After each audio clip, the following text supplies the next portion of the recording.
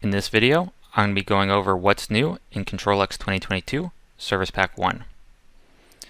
One of the main areas that we focused on for this release is visual scripting.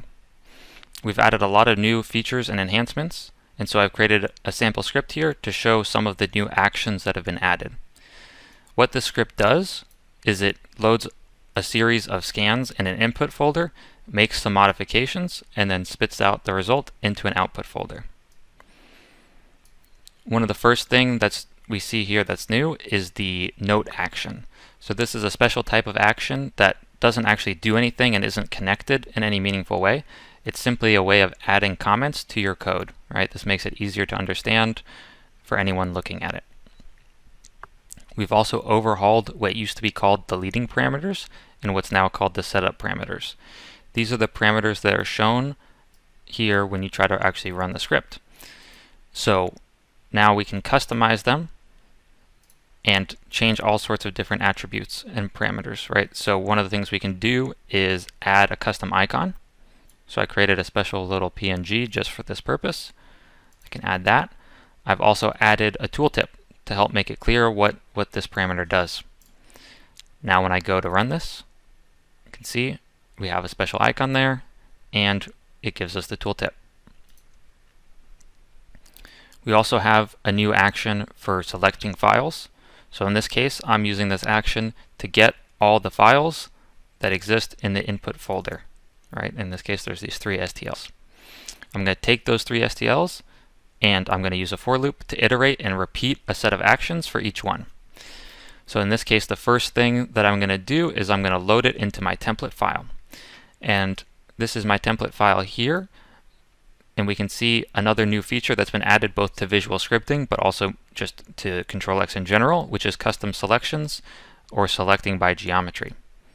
So if we look at this, it allows us to create a selection using either a cylinder or a box. So in this case, I've created a cylinder defined by a point at either center and a radius. And so anything inside this cylinder will be added to my selection. And so this command here triggers that selection to occur, that custom selection I've defined, and then it uses another new feature to delete that selection. So before you could only delete entire objects, now you can actually delete a specific subset of polyfaces or polyvertices.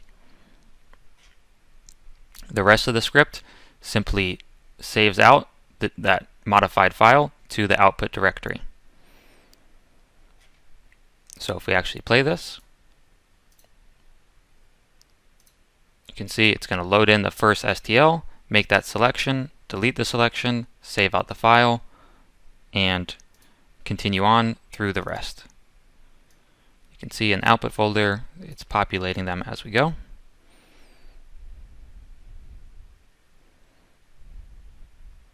And it's now complete.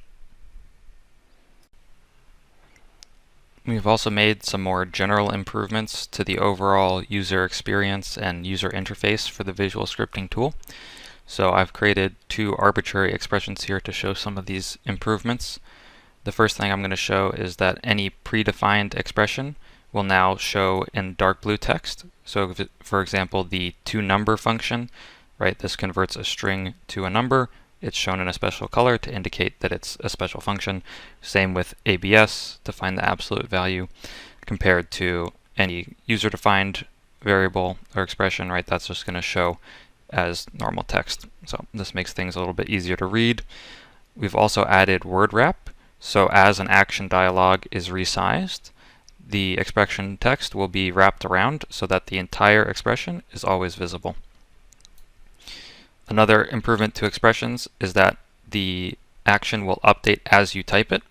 So for example, if I type x is equal to a plus b, as I type that in, the sockets are added, and at no point do I need to press enter to finalize this, right? So as soon as I type it, the change is implemented, which is not how it was before. So this makes things a lot easier. You don't have to worry about accidentally forgetting to hit enter or anything like that.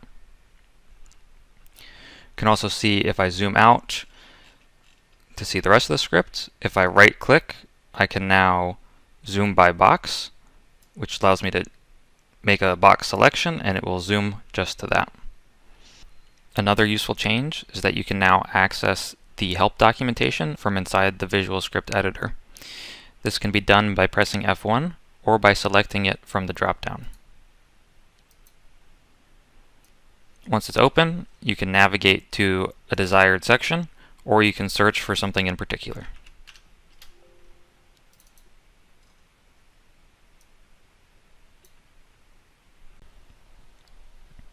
Another area that we focused on for this release is the automation server. So there were a decent number of bugs fixed in this version, some of which were focused on, for example, stability or crashing, but we also added some new features as well. So one of these new features, which is hard to really show in this case, but it's worth noting, is this option on the client side, which will automatically rerun the inspection if something goes wrong and it errors out or it crashes. So it just makes it more robust. And then the other new feature is this inspection result window that is part of the server tools. So that I will be able to show here using a relatively straightforward inspection template that I've set up to just do an alignment, pull a few dimensions, and spit out the report. Depending on the results of that report, this will show me whether the inspection as a whole passed or failed. So I'm going to go ahead and take some scan data and load it into my input folder.